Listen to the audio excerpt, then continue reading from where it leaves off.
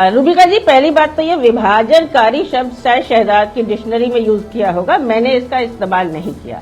मैं गृह मंत्री के साक्षात्कार सुन रही थी, मेरे भी गृह मंत्री है तो मेरा उनसे पूछना वाजिब है। मनमोहन सिंह ने क्या किया और पहले क्या हुआ और क्या नहीं हुआ, यह शहजाद के लिए छुपने की जगह हो सकती है, मेरे लिए नहीं है। आप ये बताइए कि आपने कुछ जातियों को, कुछ धर्मों को, कुछ वर्गों को आपने कहा कि हम 2014 के पहले अगर वो आए हैं तो उनको ऑटोमेटिक नागरिकता मिल जाएगी, आपका स्टैंड यही है ना? तो क्या उनको आप एग्जामिन नहीं करेंगे, मैं पूछना चाहती हूँ। दूसरी बात, ये डिस्क्रिमिनेशन क्यों? अगर 2014 के बाद कोई आ रहा है या 2014 के पहले कोई आया है जो इन धर्मों से नहीं है, तो आप उनको 11 साल यहाँ रेजिडेंट रखकर तब सिटीजनशिप देंगे। ये कानून विरोधाभास क्रिएट करता है। मैंने विभाजनकारी कहा, मेरे समझ में नहीं आ रहा है। मैं एक्सप्लेन करता हूं, आप तो पढ़ी लिखी है तो कर सके। हाँ, आप तो बहुत पढ़ लिख कर डिबेट पे आती हैं। नहीं, मैं कहा लेकिन आप जो पूछ रही हैं वो और कंफ्यूजन क्रिएट करने वाला सवाल मैं जवाब दे देता हूं। लेकिन फिर भी रामकृपाल जी उससे पहले नहीं भाई मैं जवाब दे देता हूं, बशर्ते पर आप सुने, बीच में इंटरप्ट ना करें। मैं आपसे फिर से विनती कर रहा हूं, और लखनऊ की तहजीब नहीं है ये, वैसे सुन लीजिए। आपको पता है कि एक स्पेशल कैटेगरी है रिलीजियस परसिक्यूशन इन इस्लामिक स्टेट्स। 3 इस्लामिक स्टेट्स है, पाकिस्तान, बांग्लादेश, अफगानिस्तान स्वघोषित। उनकी रिलीजियस परसिक्यूशन में अब वहां पे कौन रिलीजियसली परसिक्यूट होगा? जो नॉन मुस्लिम है, माइनॉरिटी है, वो परसिक्यूट होगा। उनके लिए स्पेशल व्यवस्था, सुन लीजिए भाई, बीच में मत बोलिए। जो नॉन रिलीजियस परसिक्यूशन से प्रताड़ित है, भाई सुन लीजिए जूही जी, ऐसे नहीं होती डिबेट। भाई ऐसे डिबेट नहीं होती अगर हर वाक्य में इंटरप्ट करेंगे। नहीं, रूबिका जी कैसे डिबेट होगी? फैक्ट के साथ आइए ना। नहीं, रूबिका जी फैक्ट्स ही तो बता रहे हैं ना आपको। आप आपको लग रहा है ये फैक्ट्स नहीं है। बोलिए, इतना नहीं, वो फैक्ट नहीं बता रहे हैं, एक एक करके वो अपनी सुविधा अनुसार जो तथ्य हैं उनको रख रहे हैं। Rubika, this is not the way. सुनिए, आपने ये सवाल पूछा, शहजाद एक सेकंड, रामकृपाल जी भी कुछ कहना चाह रहे हैं। रामकृपाल जी, मुझे इसका खामियाजा ना भुगतना पड़े, मैं अपनी बारी का इंतजार कर रहा हूँ। देखिए, मैं फिर से समझा रहा हूं, एक कैटेगरी है रिलीजियस परसिक्यूशन, जिसके लिए कानून है 3 इस्लामिक स्टेट्स के लिए। जो बाकी के नॉन रिलीजियस परसिक्यूशन से आना चाहते हैं उनके लिए सीए के कानून में वैसे ही, सिटीजनशिप एक्ट में वैसे ही व्यवस्था है। परंतु ये देखिए, आपकी सरकार के समय पर, सुन लीजिए बाबा, प्लीज डोंट इंटरप्ट। आपकी सरकार के समय पर प्रणब मुखर्जी की रिपोर्ट, जिसमें कपिल सिब्बल और आपके भी नेता थे, सुनिए क्या कहती है। Indian citizenship should be granted to Bangladeshi and Pakistani minority refugees. Citizenship should be granted only to Bangladeshi minority refugees, not to refugees belonging to majority community। ये आपकी सरकार का रिपोर्ट है, जूही जी देख लीजिए, पार्लियामेंट्री रिपोर्ट है।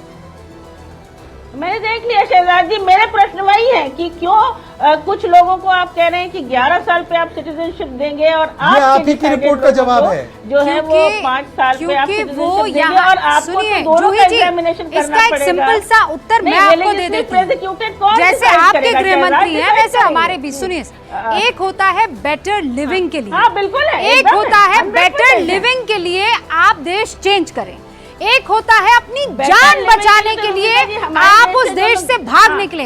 ये दोनों में जमीन आसमान का अंतर है। तो मैं फैक्चुअली आपको समझा रहा हूँ। अब आप पॉइंट पे आ रही हैं। हम नहीं, मैं भी समझा रही हूँ रूबिका जी। जो अनेक लोग, लाखों लोगों ने पिछले 5 साल में हमारी सिटीजनशिप सरेंडर करके दूसरे देशों की सिटीजनशिप ली है, उसके बारे में कौन बताएगा? क्या वो अपनी जान बचाने के लिए यहाँ से भाग रहे थे? क्योंकि भारतवर्ष में वही तो मैं समझाने की कोशिश कर रही हूँ कि जूही जी को मोदी राज में हिंदुस्तान अब पसंद नहीं आ रहा, ठीक है? तो जूही जी डिसाइड करती है कि अब वो यूएस जा रहे हैं। नहीं, मुझे पसंद है। नहीं, और ये नहीं, अरे मैं आपको, I am just giving you an example. सुनिए ना, मैं आपको एग्जांपल दे रही हूँ। जूही जी मेरी बात सुनिए, मैं कह रही हूँ आपको एक एग्जांपल दे रही हूँ। कौशिक भाई ने एग्जांपल से शुरू किया ना।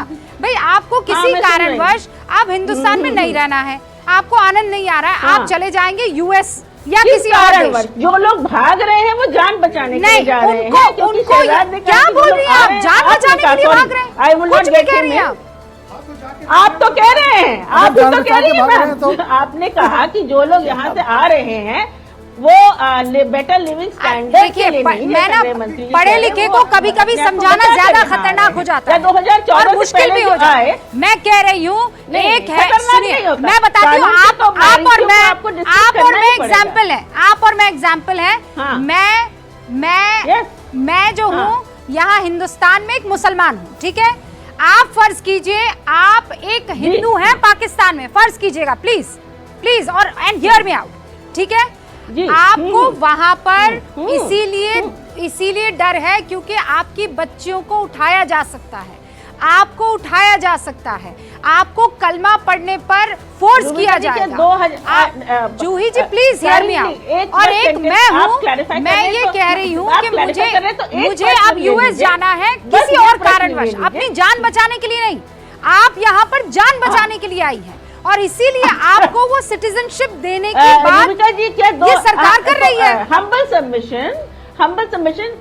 हम्बल सबमिशन क्या 2014 31 दिसंबर से पहले जो लोग भी आए वो भारतवर्ष में अपनी जान बचाने के लिए आए, और 2019 के बाद या पिछली 5-6 साल से जो लोग भी बाहर गए वो केवल अपने बेटर लिविंग स्टैंडर्ड के लिए गए। इसके लिए डेटा या कुछ तथ्य हमारे पास उपलब्ध हैं। ये तथ्य हैं और आपको समझना चाहिए, आपके पास आंकड़े हैं, मैं आंकड़े दे देती हूँ। तथ्य नहीं है, वहाँ परसिक्यूटेड माइनॉरिटीज की तादाद आप देख लीजिए और यहाँ की देख लीजिए। रामकृपाल जी कुछ कहना चाह रहे हैं? जी सुनिए, इंडिया और पाकिस्तान को प्लीज कंपेयर मत कीजिए। मुझे भी 1-2 मिनट मौका दे रही है रूबिका जी, जरा सुन लीजिए मेरी बात। पहली बात तो ये है जो कहा जाता है ना कि ऑटोमेटिक मिल जाएगा, इसमें ऑटोमेटिक कुछ भी नहीं है। जो लोग भी इसमें सीधी एक बात है कि जो लोग शरणार्थी के रूप में यहाँ हैं, और 14 के पहले का मतलब इसलिए है कि 14 से 24 10 साल ऑलरेडी ये हो चुका है, 1 साल पहले तो 11 साल ऑलरेडी उनको हो चुका है। और उसमें यह है कि आप अप्लाई करेंगे, जैसे हम पासपोर्ट के लिए अप्लाई करते हैं, अगर हम वो सारी शर्तें पूरी करते हैं तो उनको मिलेगा। और इसमें जो ये कहा गया है कि जो माइनॉरिटीज़ हमारे पड़ोस में थी उसमें हिंदू, सिख, ईसाई, क्रिश्चियन, इनके साथ अगर प्रताड़ना हुई है तो केवल अप्लाई करने से ऑटोमेटिक नहीं हो जाएगा। उसके लिए बाकायदा एक कमेटी बनी है, बाकायदा एक रूल है कि अगर आप आए तो कब आए, एयरपोर्ट से अगर आए हैं तो उसकी डेट है। 2 बात सुन लीजिए, तो नागरिकता लॉ की टर्म्स कंडीशंस है ना सर, तो इसकी क्या आवश्यकता? मैं 1 मिनट मेरी बात सुन लीजिए। इसकी आवश्यकता क्या थी?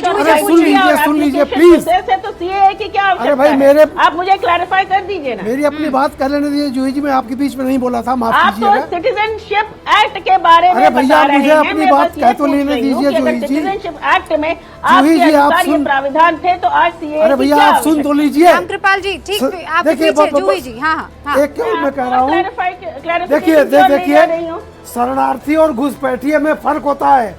आप लोग ये चाहते हैं शरणार्थी जो हमारा हिंदू कैसे करेंगे ये फर्क? आप 2014 से पहले जो आए और जो घुसपैठिया आपके घर में डिफाइन कर दिया, अभी आप आपकी तरफ तो फर्क नहीं कर, कैसे फर्क करेंगे भाई? शहजादपुरा वाला कैसे फर्क कर रहे हैं?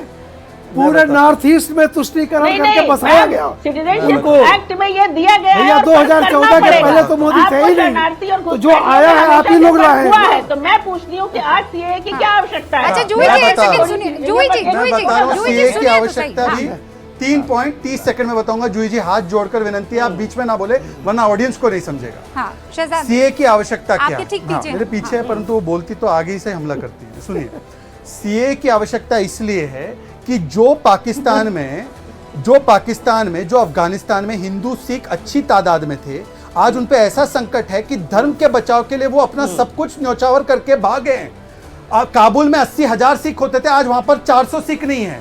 ऐसी परिस्थिति में इनके लिए 11 साल की वेटिंग नहीं रखी जा सकती। हमारा सिविलाइजेशनल कमिटमेंट है और मेरा देश ये सिविलाइजेशनल कमिटमेंट पूरा करेगा। मुसलमानों के लिए 50 से अधिक देश है और मुसलमान को अगर कोई बोले, मैं सुन लीजिए बात, मैं सुन लीजिए। अब जूही जी बीच में मत चिल्लाने, मुझे मजबूर मत कीजिए, रमजान के महीने में चिल्लाने मजबूर मत